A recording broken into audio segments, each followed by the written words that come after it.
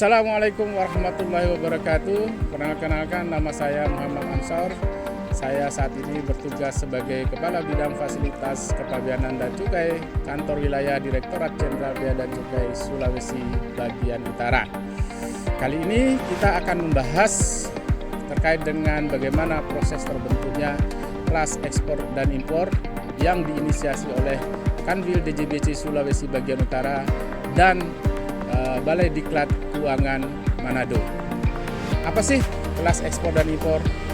Kelas ekspor dan impor adalah wadah bagi masyarakat yang dilakukan oleh Bea dan Cukai dan BDK Manado untuk memberikan edukasi massal kepada masyarakat, dan yang paling penting adalah menjadikan masyarakat umum sebagai eksportir dan importir, sehingga masyarakat bisa memahami bahwa menjadi eksportir dan importir itu adalah hal yang sangat mudah.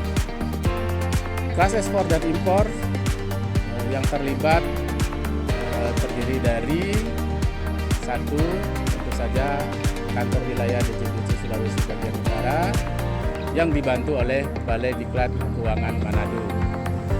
Narasumber yang lain adalah selain dari kantor wilayah DJBC Sulawesi Bagian Utara, itu adalah seluruh KPPBC dan pangkalan sarana operasi Pantoloan.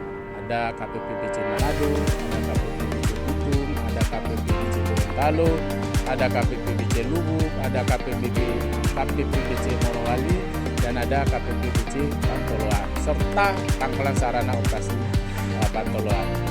Sedangkan narasumber dari eksternal itu terdiri dari yang pertama adalah Balai Karantina Ikan dan Pengendalian Mutu Manado, Balai Besar Pengawasan Obat Makanan Manado, Balai Karantina Pertanian Manado, Dinas Kelautan dan Perikanan Provinsi Sulawesi Utara, serta Administrator Kawasan Ekonomi Khusus. Kelas ekspor dan impor dilaksanakan selama 17 kali pertemuan sejak tanggal 5 Juli 2022 sampai dengan 25 Oktober 2022. Pelaksanaannya dilakukan setiap hari Selasa pukul 10.00 sampai dengan 11.30 waktu Indonesia Tengah. Pelaksanaan ini dilakukan secara online ya, dan dilakukan secara podcast yang tentu saja dilakukan oleh narasumber-narasumber yang sangat-sangat kompeten. Mengapa kelas ekspor dan impor perlu dilaksanakan? Jadi ada beberapa latar belakang kenapa kita perlu melaksanakan kelas ekspor dan impor.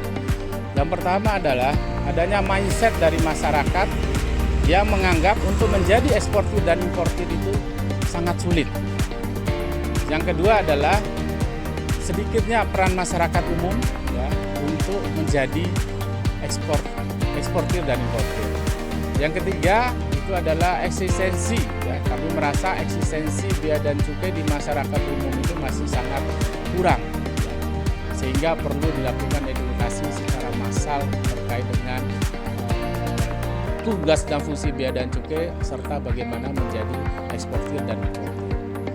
Yang keempat adalah adanya kenyataan secara di lapangan bahwa ada beberapa kendala yang terjadi di lapangan, ya, terutama di barang penumpang, kemudian barang kiriman dan lainnya.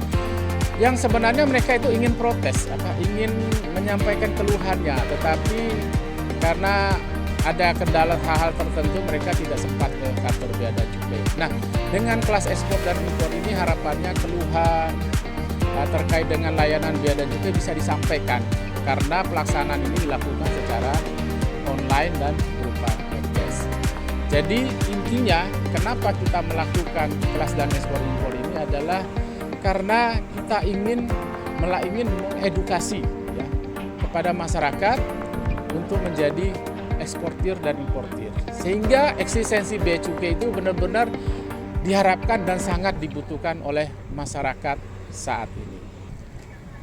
Sekarang bagaimana proses terbentuknya kelas ekspor dan impor? Jadi kelas ekspor dan impor ini dimulai dengan ada sedikit riset kecil, bagaimana eksistensi bea cukai di masyarakat.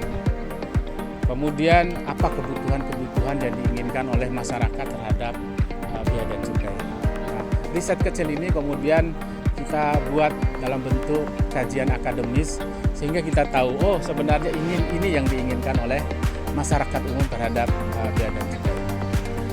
Setelah dilakukan tes pasar, kemudian kita membentuk tim di Kanwil, DJBC Sulbaktara dan BDK Manado untuk sepakat kita akan melakukan kelas ekspor dan impor ini karena sesuai dengan hasil kajian akademis ini sangat penting buat masyarakat. Sehingga kita bentuk tim yang melibatkan beberapa kantor, Kanwil, KPPBC Manado, BDK Manado, KPPBC Bitung dan KPPBC yang lain. Yang secara umum tim ini nanti bertugas untuk menyiapkan sarana prasarana serta bagaimana melaksanakan kelas ekspor dan impor. Termasuk yang paling penting adalah silabusnya. Apa yang perlu kita sampaikan kepada masyarakat, topiknya apa, sehingga tercapailah 17 kali pertemuan untuk menjadi untuk dilaksanakan kelas ekspor dan impor. Dan ingat, kelas ekspor dan impor ini adalah sifatnya gratis, tidak dipungut biaya sama sekali. Yang kedua, online. Dan yang ketiga, kami berikan masyarakat itu adalah sertifikat. Sertifikat dengan syarat mengikuti 80% dari kehadiran atau sebanyak 13 kali pertemuan minimal. Ini adalah penghargaan bagi dari kami kepada masyarakat yang nanti bisa dipergunakan untuk keperluan mereka.